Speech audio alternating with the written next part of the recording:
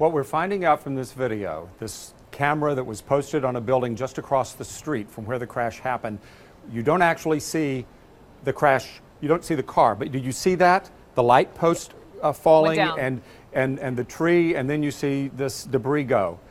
All right, count 60 seconds from that point, and it's not until there that you see any significant smoke. There's a wisp of smoke there, but and I'm not sure how this is edited, but the smoke is very light for 60 seconds. What that suggests is that the fire did not become a raging fire for about a minute, which would mean that the two occupants in the vehicle would have had 60 seconds to get out if they could have.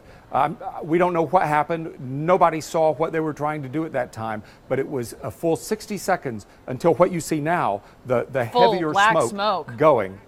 Right. I believe this is edited. Correct me if I'm wrong, but if we saw the red... It is edited. I'm hearing in my ear from the control room, right. Yes, Alan Duke, it's edited. So you're telling me you saw the raw in 60 seconds, well, after this light pole goes down, that's when the smoke begins, correct?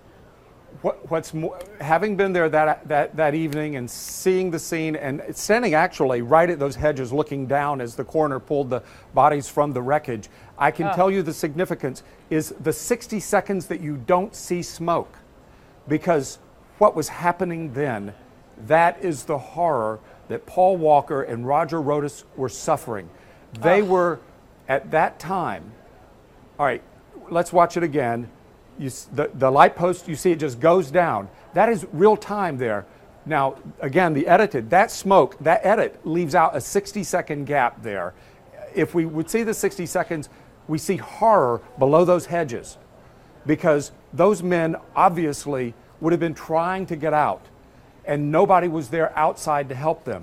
It wasn't until the flames were rising and the smoke was above those hedges that you're looking at now, about 2 minutes later, that anyone arrived with a fire extinguisher or to try to help them. We've heard of heroic efforts to try to pull the men out, but it was too late because their friends were at that charity event at Rodas's car shop about 500 yards away when they heard the crash. They rushed up. It was a couple of or 3 minutes before they got there. By the time they got there, that's what the smoke looked like right there. But it's that lonely 60 seconds of no smoke, no fire in that Porsche Carrera GT when those men were inside that vehicle, obviously unable to get out. Yep. We'll hear this afternoon from the coroner. No, we'll hear this afternoon from the coroner. Sorry, I was going to tell you that we'll get preliminary autopsy results perhaps within a couple of hours from the coroner. Talked to the coroner investigator a short time ago. We should have the positive identification. Now, everything is presumed that it was Roger Rodas and Paul Walker in the car. And it is also presumed based on witness statements that Rodas was behind the wheel because that's how they were when they left the shop minutes earlier.